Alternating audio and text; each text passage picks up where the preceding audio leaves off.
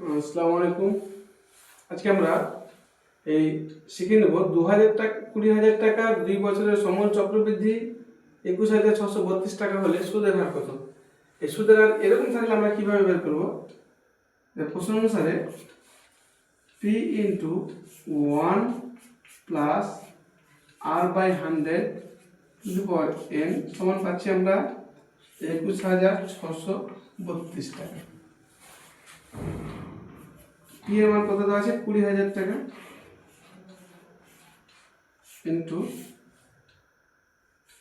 100 plus R by 100 2 সমান হচ্ছে 21,632 টাকা।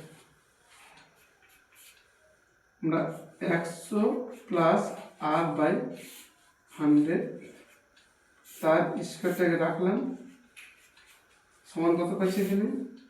21,632 বাই 1 দিয়ে 2 দিয়ে কাটলাম, 2 কে 2 আর 2 16।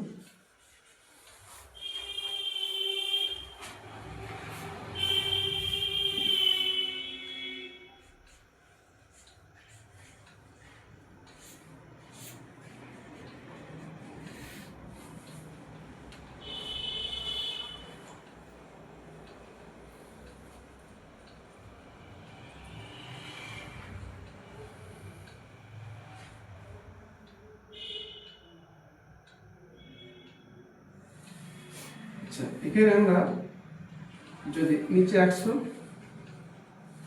104কে 104 দিয়ে গুণ করলে 104কে 104 দিয়ে যদি গুণ করি আমরা 104 একে 104 4 হাত লাগে, সরি 104কে 4 দিয়ে গুণ করলে 416, 416 6 হাত থাকে 41, 41 1 হাত থেকে 4, 104 আছে 108। আমরা দেখতে পাচ্ছি 104কে 104 দিয়ে গুণ করলে কত হচ্ছে? 10,816। তাহলে আমরা এখানে 104 লিখে 100 কে স্কয়ার করে দিতে পারি।